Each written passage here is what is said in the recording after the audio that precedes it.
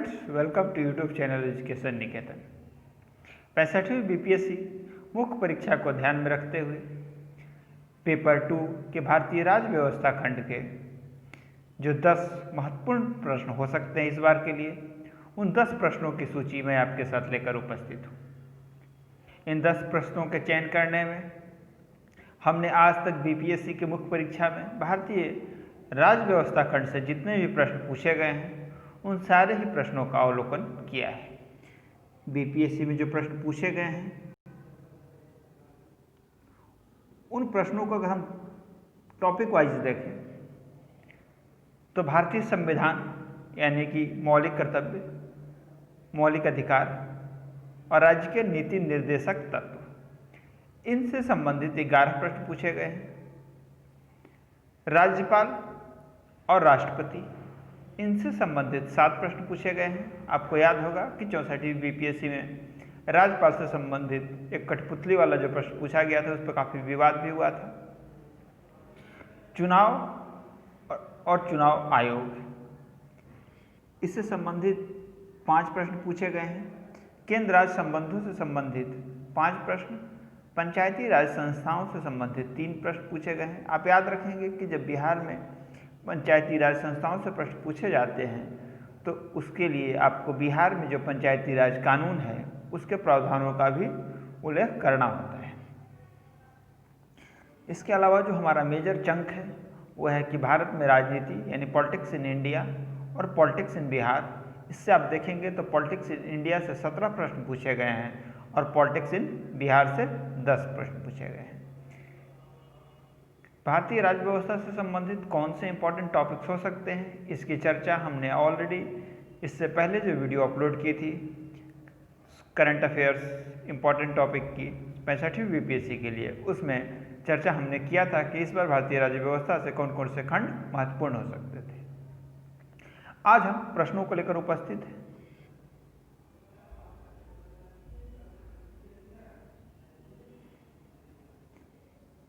हमारा पहला प्रश्न है कि पिछले 1 दशक में मतदाता के रूप में यानी एज ए वोटर महिलाओं की भूमिका बढ़ी है, किंतु राजनीति में भागीदारी अभी भी काफ़ी कम है। बिहार के विशेष संदर्भ में चर्चा कीजिए। यानी प्रश्न कह रहा है कि पिछले 1 दशक में महिलाओं का मतदान प्रतिशत जो है उसमें बढ़ोतरी हुई है, किंतु अगर राजनीति में भागीदारी की बात करें, पार्टिसिपेशन की बात करें, तो अभी भी उस अनुपात में नहीं है जिस अनुपात में होनी चाहिए। और बिहार के विशेष संदर्भ में आपको चर्चा करनी है। इसके लिए आप बिहार के विशेष संदर्भ का जो टेल लगा हुआ है इसकी चर्चा आप तभी कर पाएंगे जब विगत 1 दशकों में मतदाता का व्यवहार क्या रहा है बिहार में, इसकी जानकारी आपको हो। महिलाओं के प्रतिशत में किस तरीके से वृद्धि दर्ज किया गया है, किन किन इलाकों में ज़्यादा वृद्धि दर्ज किया गया है, कौन कौन से मुद्दे हैं जिनके कारण ये वृद्धि हुई है, तो ये सब आपको जानकारी होनी चाहिए। अगर आप चाहते हैं कि इसका फॉर्मेट दिया जाए या आप खुद फॉर्मेट बनाना चाहते हैं तो आप हमारी ईमेल आईडी जो आपको दिख रहा होगा amitkumar CLC130@gmail.com, इस पर आप इन प्रश्नों का जो मैं 10 प्रश्न आपके साथ साझा कर रहा हूँ उसके फॉर्मेट बनाकर या मॉडल आंसर लिखकर हमारे साथ साझा कर सकते हैं, क्योंकि मुख्य परीक्षा में अंततः आपकी जो परीक्षा है वो लिखने की परीक्षा है, क्योंकि आपके फैक्ट्स की परीक्षा प्रारंभिक परीक्षा में हो चुकी है। दूसरा जो महत्वपूर्ण सवाल है कि भारत की राजनीति में अपराधीकरण को बढ़ावा देने वाले कारकों का उल्लेख करते हुए बताइए कि सर्वोच्च न्यायालय द्वारा इसे रोकने के लिए जारी दिशा निर्देश कितने सहायक सिद्ध होंगे या कितने सहायक सिद्ध हुए हैं। अब आप मान के चले कि इस तरह की का एक प्रश्न पूछने का ट्रेंड बिहार में रहा है। आप भारतीय राज्य व्यवस्था से संबंधित जो पुराने क्वेश्चन आए हुए हैं उन प्रश्नों का अवलोकन जरूर करें, ताकि इससे आपको एक ट्रेंड पता चलेगा कि बिहार में किन सेक्शन से सबसे ज़्यादा प्रश्न पूछे जाते हैं। उन प्रश्नों की संख्या मैंने आपके साथ साझा कर दी है वीडियो के स्टार्टिंग में ही। ये तो चलिए ट्रेडिशनल प्रश्न है जो कि आप बार बार पूछा भी जा चुका है पहले, तो इसका उत्तर आप लिख सकते हैं। नेक्स्ट क्वेश्चन है कि बिहार के विकास के मार्ग में गठबंधन की राजनीति वरदान या अभिशाप? टिप्पणी कीजिए। तो इसके लिए बिहार में कौन कौन से क्षेत्रीय दल हैं, बिहार में गठबंधन की राजनीति की शुरुआत कब से हुई, कौन कौन से प्रमुख गठबंधन की सरकारें रही हैं, गठबंधन की सरकार की मजबूरियां क्या होती हैं, उसमें आप बिहार की कुछ विशेष संदर्भ को भी डालेंगे और फिर दिखाएंगे कि गठबंधन सरकार से बेनिफिट्स क्या क्या रहते हैं और इस गठबंधन सरकार के ड्रॉबैक्स क्या क्या होते हैं, और इसके बाद आप एक संतुलित निष्कर्ष लिखेंगे। नेक्स्ट क्वेश्चन है हमारा कि धर्मनिरपेक्षता से आप क्या समझते हैं? धर्मनिरपेक्षता से संबंधित संवैधानिक प्रावधानों एवं उच्चतम न्यायालय के निर्णयों का उल्लेख करते हुए बताएं कि धर्मनिरपेक्षता की नीति राज्य के विकास में किस प्रकार सहायक हो सकती है। तो पहले तो आपको धर्मनिरपेक्षता की अवधारणा को स्पष्ट करना है। इसमें आपको धर्मनिरपेक्षता दार्शनिक रूप में इसका क्या मतलब होता है, व्यवहारिक रूप में इस धर्मनिरपेक्षता का क्या मतलब होता है, और धर्मनिरपेक्षता और पंथ निरपेक्षता में बेसिक अंतर क्या होता है, इन तीन चीज़ों को बताते हुए संविधान में अगर धर्मनिरपेक्षता के संबंधित जो कुछ भी प्रावधान है, चाहे वो प्रस्तावना में प्रावधान हो हमारे या फिर 25 से लेकर 28 तक के बीच में अप्रत्यक्ष रूप से दिखता हो ये चीज़, इन चीज़ों का उल्लेख करते हुए इससे संबंधित उच्चतम न्यायालय के द्वारा धर्मनिरपेक्षता पे जो भी ऑब्जर्वेशन दी गई है या किसी मामले में निर्णय दिया गया है, उन निर्णयों का आप जिक्र करेंगे। इसके बाद अब नेक्स्ट जो प्रश्न का टेल है कि धर्मनिरपेक्षता किसी भी राज्य के विकास में किस प्रकार सहायक हो सकती है। तो इसमें भी आप पॉइंट्स बताएंगे कि धर्मनिरपेक्षता से लोगों में वैज्ञानिक सोच बढ़ती है, चूँकि सांप्रदायिक होना धर्मनिरपेक्ष राष्ट्रों में कम होती है, इसलिए सामाजिक सद्भाव भी ज़्यादा होता है। शांतिपूर्ण माहौल में विकास योजनाओं को कार्यान्वित करना ज़्यादा सहज होता है। ठीक है, वैज्ञानिक टेम्परामेंट का डेवलपमेंट होता है नागरिकों के बीच में। तो इन तरह से आप पॉइंट वाइज पॉइंट बनाकर आप प्रयास करें कि अधिकतम उत्तरों को जितने भी बुलेट फॉर्म में लिख सकते हैं, ब्रेन मैप का यूज कर सकते हैं, इनका आप अधिक से अधिक यूज करें, क्योंकि मैंने आपके साथ जो इस साल के टॉपर या प्रीवियस साल की टॉपर के भी जो कॉपियाँ साझा की थी, बीपीएससी की मैंने प्रयास कर रहा हूँ कि कुछ बीपीएससी के टॉपर्स की कॉपियाँ मिल जाएं, लेकिन वो अभी तक मिल नहीं पा रही हैं। अगर बीपीएससी की किसी टॉपर की कॉपी उपलब्ध होगी तो मैं आपके साथ ज़रूर साझा करूँगा, क्योंकि बीपीएससी में लंबे प्रश्न पूछे जाते हैं। तो अगर टॉपर्स की कॉपी आरटीआई के द्वारा उपलब्ध हो जाए तो आपके लिए अच्छा रहेगा कि बिहार में मार्किंग का एक्चुअल स्कीम क्या है। लेकिन फिर भी आप एक चीज़ ध्यान रखें कि जो बच्चे यूपीएससी का इंटरव्यू दे रहे हैं, यूपीएससी की मुख्य परीक्षा दे रहे हैं, वो बच्चे अब बिहार या उत्तर प्रदेश जैसे राज्य सेवाओं में भी अच्छा प्रदर्शन कर रहे हैं, यानी कि लेखनी के जो मूल ट्रेंड है उसमें बहुत ज़्यादा फर्क लाने की ज़रूरत नहीं है।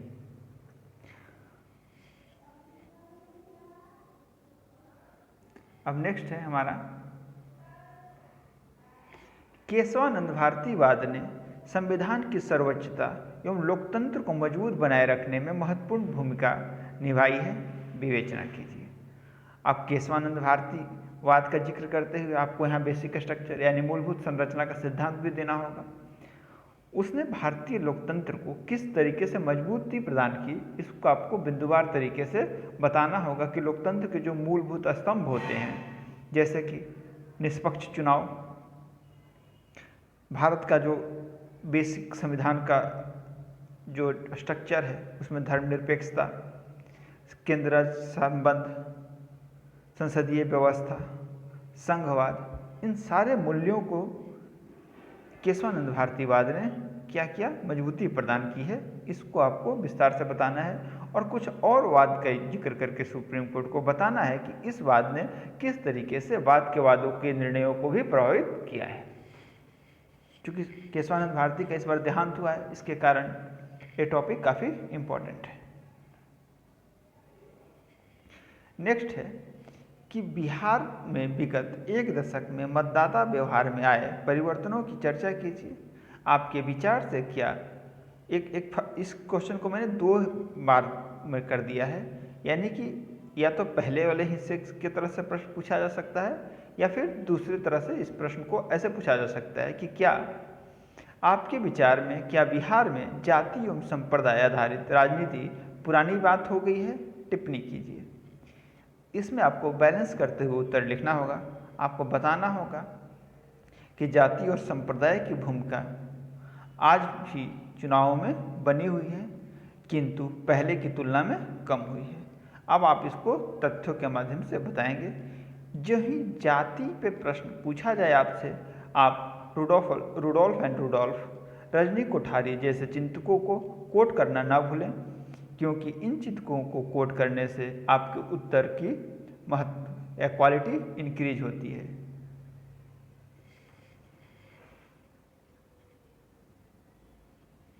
नेक्स्ट है कि सहकारी संघवाद को मजबूत करने में नीति आयोग किस हद तक सफल रहा है? टिप्पणी कीजिए। पहली बात तो सहकारी संघवाद की संकल्पना क्या है, आप इसे स्पष्ट करेंगे। इसके बाद नीति आयोग किस तरीके से सहकारी संघवाद को बढ़ावा दे रहा है, इसको आप, जैसे कि नीति आयोग बहुत तरह की रैंकिंग जारी करता है जिससे राज्यों के बीच में प्रतिस्पर्धा होती है, और प्रतिस्पर्धा की भावना से सहकारी जो सहयोग की भावना होती है, यानी कि प्रतिस्पर्धी लोकतंत्र, ठीक है। तो सहकारी लोकतंत्र है, सहकारी संघवाद और प्रतिस्पर्धी संघवाद में आप अंतर भी बता सकते हैं, और ये भी कह सकते हैं कि प्रतिस्पर्धा जरूर बड़ी है, लेकिन प्रतिस्पर्धा के साथ एक सहयोग की भावना भी बड़ी है। और सारे राज्य मिलकर अगर इस भावना में अगर ये सोचेंगे कि उनको नीति आयोग द्वारा जारी किए गए इंडेक्स में अगर अच्छा प्रदर्शन करना है, तो ओवरऑल क्या होगा, एक पूरे राज्य का विकास हो सकता है। तो इस तरीके से आप इस प्रश्न का उत्तर लिखने की कोशिश करेंगे। हमारा जो अगला प्रश्न है, हिंदुत्व की अवधारणा से आप क्या समझते हैं? भारत जैसे लोकतांत्रिक एवं धर्मनिरपेक्ष राष्ट्र में हिंदुत्व का प्रसार क्या धर्मनिरपेक्षता के मार्ग में चुनौती उत्पन्न कर सकता है? टिप्पणी कीजिए। चूँकि इस तरीके से कंट्रोवर्शियल क्वेश्चन भी पूछने का बिहार में ट्रेंड रहा है, आप प्रीवियस ईयर उठा कर देखेंगे तो इस तरीके के यहाँ जाति से संबंधित, हिंदुत्व से संबंधित, संप्रदाय से संबंधित थोड़े से उस तरीके के भी प्रश्न पूछे जाते हैं जो समानतः जो लोकसभा आयोग है जो बचता है, लेकिन बिहार में इस तरह का प्रश्न पूछने का ट्रेंड रहा है। तो आप इस तरह के प्रश्नों के लिए भी बैलेंस उत्तर देने के लिए तैयार रहें। हमारा जो अगला प्रश्न है कि भारत में नागरिकता संबंधी प्रावधानों का उल्लेख करते हुए हाल ही में चर्चा में रहे सीए यानी सिटीजन अमेंडमेंट अधिनियम, नागरिकता संशोधन अधिनियम तथा एनआरए लिखा हुआ है, आप इसको एनआरसी कर देंगे, संबंधित मुद्दों को विस्तार से चर्चा कीजिए।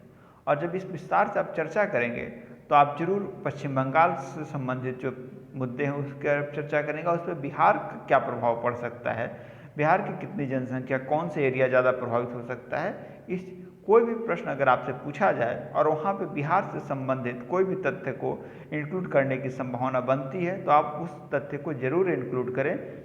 राज्य लोक सेवा आयोग में राज्य से संबंधित तथ्यों को शामिल करना हमेशा से लाभदायक या लाभप्रद माना जाता है अंकों की दृष्टि से। तो ये तो रहे 9-10 प्रश्न जिनकी हमने चर्चा कर ली। उम्मीद करूँगा कि आप इन प्रश्नों के फॉर्मेट बनाकर घर पे लिखेंगे या लिखकर दिए गए ईमेल आईडी पे सेंड करेंगे। अगर आपको हमारे प्रयास अच्छा लगेगा तो हम इसी तरीके से भारतीय